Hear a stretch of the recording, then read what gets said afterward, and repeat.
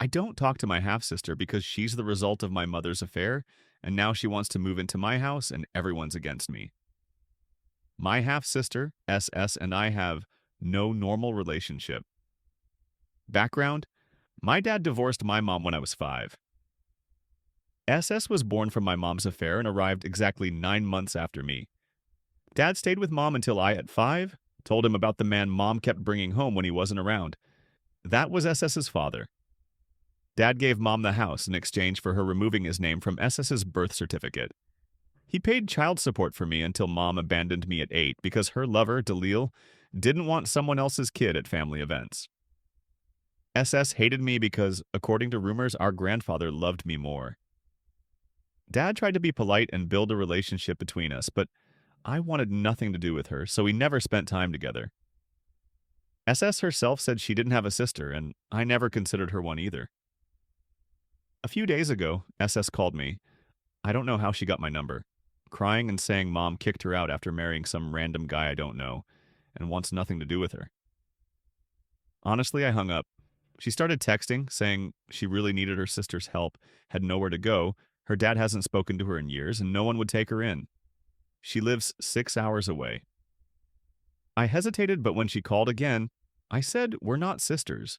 I wouldn't drive to get her, and I wouldn't let her live with me until she got back on her feet. I hung up again. I blocked her number, but she started calling from others. Now relatives from my mom's side are texting, saying I'm a horrible sister and should be more understanding, since I was once a kid who got kicked out too. I just need an outside opinion to understand if I'm right, or if I should have handled this differently. Comments: you're not a bad person. Your mom's family just has a crazy approach. Is anyone from them even offering to help your SS? In the end, you don't owe her anything just because of shared genes. But at the same time, would you want to act like your mom did? Personally, I'd think 100 times before letting someone I don't trust into my home. You know your sister better than we do. If you decide to help, set clear rules up front. Author: this is my main question. Am I acting like my mom did? If this had happened a few years ago, I think I'd have helped her. As kids, I'm pretty sure she just repeated what her parents said. But now we're 25, and I don't understand why, after 17 years, she's running to me. Maybe I shouldn't have said what I did when she was so upset, but I just don't get what's going on. As far as I know, no one's helping her. Most of the people calling and texting are relatives I don't even keep in touch with. My grandma says her house is full, and since I live alone, I should take SS in. But she's only saying that because she believes family should help family. I don't even know anymore. SS is as much a stranger to me as she is to you. I just want to know what others would do in my place. So before we continue, feel free to write in the comments what you'd advise the author. Now on to the update. Update 1. 4 days ago, I created this account because I wanted to ask if I was wrong. My half-sister called me in tears, saying our mom kicked her out and she really needed her sister's help. I hung up. When she kept calling and texting, I said we're not sisters and I wouldn't let her live with me. Since then, my mom's family has been calling and texting nonstop. My grandma, the only one I somewhat kept in touch with, begged me to be a good sister and take SS in. She told SS I have my own house and gave her my number and info. I blocked grandma and everyone saying I should be understanding because both of us were abandoned by mom. Me at 8, SS now. It's not the same. I told grandma that, but no one wants to admit it. For context, SS and I were born exactly 9 months apart. She's the result of an affair. My dad stayed with my biological mom, BM, until I, at 5, told him she was constantly bringing a guy home when he wasn't there. That was her lover and SS's biological father. Dad divorced BM and gave her the house in exchange for removing his name from SS's birth certificate. BM lost custody of me when I was 8 because her lover didn't want to deal with someone else's kid at family events and she just abandoned me. Dad tried to keep things civil so I could have a relationship with SS, but she was a copy of her father and never considered me a sister. I was uncomfortable around her and Dad didn't force me. BM and SS moved away soon after. BM worked in childcare and lost her job. Who'd hire a nanny who abandoned her own kid? I hadn't seen SS in 17 years. I didn't even know what she looked like until today. She was sitting on my porch with a suitcase. I think grandma ditched her as soon as I parked. I didn't even get out of the car. I was so mad and still am. SS kept saying she needed me, crying about how awful our mom is, how her dad doesn't talk to her, and how BM's new husband doesn't want her in his house. I live next to my dad, so when SS started knocking on my car window, I called him, explained what was happening, and asked what to do. He said, "Don't get out of the car and call the police." So I did. I stayed in the car until the cops arrived. SS told them I'd agreed to let her stay and was now kicking her out. I showed the police our texts. My few responses to everyone demanding I let her in were all refusals. after which I blocked them. When SS insisted we're sisters, I told the cops I hadn't seen this woman in 17 years. I don't know her. I didn't even know what she looked like, and we're not family. I unblocked Grandma and called her, but before I could say a word, she yelled, "Listen, I love you, but you need to get over this. She's family, and she needs you. I told your dad you'd go straight to hell for being selfish, and that's how he raised you, because your sister's going through what you did." Then she hung up. I told the police, either arrest SS or take her to a homeless shelter. I don't care, I just want her off my property. They took her away. Now I'm sitting on my dad's couch trying to figure out what the hell just happened. He doesn't want me staying alone in case relatives come back. I'm so angry. I don't get it. 17 damn years of no contact, and I only talk to Grandma on holidays. I don't even know most of these aunts, uncles, and cousins spamming my phone. But because BM cut me out of her life, I'm supposed to do what they tell me? I'm 25. For all these years, I've only had my dad and his family. BM and her relatives did nothing for me. They don't even know my damn birthday. Grandma writes congratulations on the wrong day every year. No calls, nothing. If SS needs help so bad, let one of them help her. I don't know her, and I don't know them. I'm not letting a total stranger into my house. Grandma thinks 6 hours is too far to visit me after surgery, but somehow it's close enough to drag someone to my house against my will. Comments: this is insane. Why isn't anyone from your mom's side taking responsibility? How old is this half-sister? Your grandma drove 12 hours just to dump her on you. That's wild. Author: SS is 24 or 25. Her birthday is close to mine as far as I remember. And yeah, it's insane that Grandma even came here. I'm sure they're hiding something, but I don't even want to know. I just want them to leave me alone. I know you're not planning to let her in,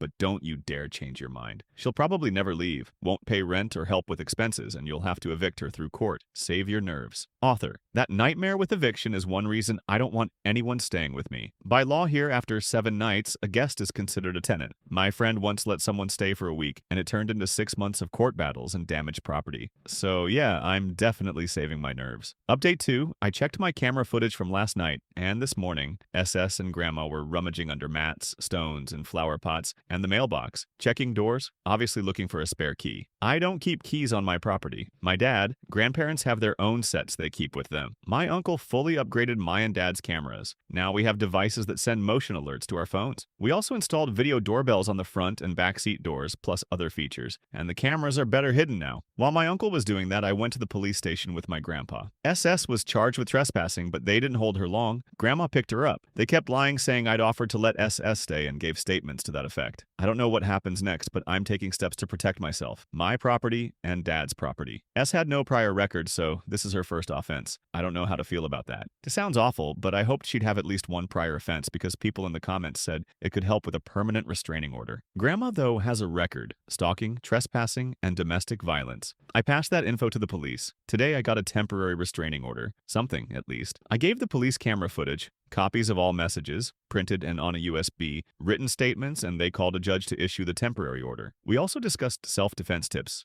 security upgrades, the possibility of getting a weapon for protection, and more. I was on edge and couldn't calm down. It hit me that these people know where I live and are willing to drive 6 hours to harass me and break into my house. I'm still getting messages and voicemails from these lunatics. I unblocked everyone. Some threats are direct, some veiled. Grandma insists that since I own a house, have a stable job, and no kids, I'm obligated to take SS in or she'll give me a beating like my dad should have done long ago. SS left one voicemail saying she'd come by later today because that's what family does. They help. When I didn't respond, she sent text once saying, I need to understand her tough situation, and she's moving in for at least a week to get back on her feet. In our state, 7 days are enough to gain tenant status. Clarification for those asking about the age difference. I was born February 1st, SS on November 29th. I say exactly 9 months because I don't think 4 weeks matter. I just thought it was important to note we're the same age for context on why we have no relationship. Was she premature? No idea. People say they have similar examples in their lives. I have nothing to add. Many asked,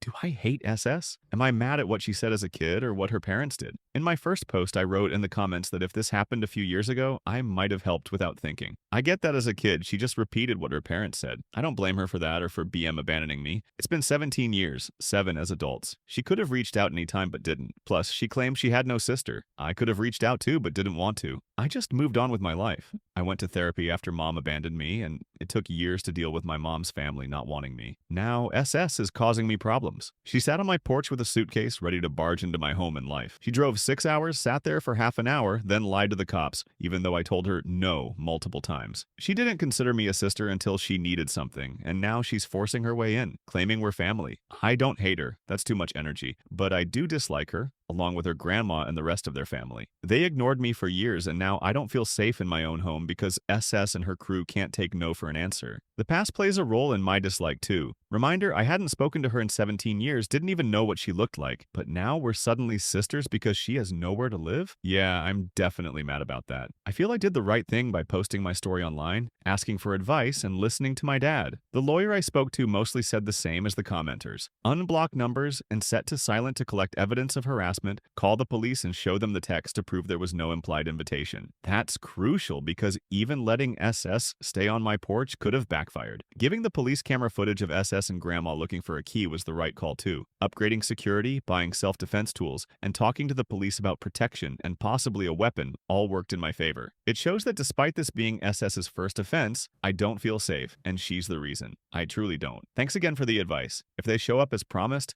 I'll set the alarm and call the cops. Edit. As of this update, the temporary restraining order hasn't taken effect because they hadn't been served. SS and Grandma were found at a hotel near my house, and the papers were served there. My neighbor spotted them and called the police. The restraining order is now in place for both SS and Grandma. Update 3. I was reviewing the earliest messages and found one I missed from SS's cousin. Note, I reordered some info for clarity. SS's biological father, L, cut contact when she was 20. She covered for BM's affair with some guy, and L stopped paying for her education and all financial help. SS has no work history. A month ago, BM kicked her out because she slept with this guy and one of his sons who turned 18 just 2 months ago. SS came home to find her stuff and the guy's stuff on the street. Locks changed. No police were called. The cousin doesn't know if BM told the guy's mom, but she told the rest of the family, saying, "Protect your kids and marriages." SS claims she only slept with the son on his birthday, but BM thinks he was still a minor. The family insists SS needs a safe, long-term place to stay because she's pregnant. No one likes her much, but they think it's wrong to leave a pregnant woman on the street. The cousin doubts the pregnancy is real. SS showed Grandma a positive test, but nothing else to anyone. SS is a pathological liar. She's been couch surfing at homes without kids, taking cars without permission, pawning expensive items, taking money meant for interview clothes and travel, and spending it on fancy outfits. When police get involved, she lies. Someone was arrested after she accused them of harassment when they tried to kick her off their property. This scheme to move SS in with me was cooked up by one of Grandma's sons, my uncle. Grandma apparently ranted that I'm young, childless, what with a good job and my own house. My uncle said I have no obligations, tons of free money and plenty of space, and since no one wants to take SS in, this plan was convenient. The cousin also wrote, "Don't give an inch," not even to drive her to a shelter. Someone tried, and she threw a fit, nearly getting them arrested by lying about the situation. I read your 2 posts.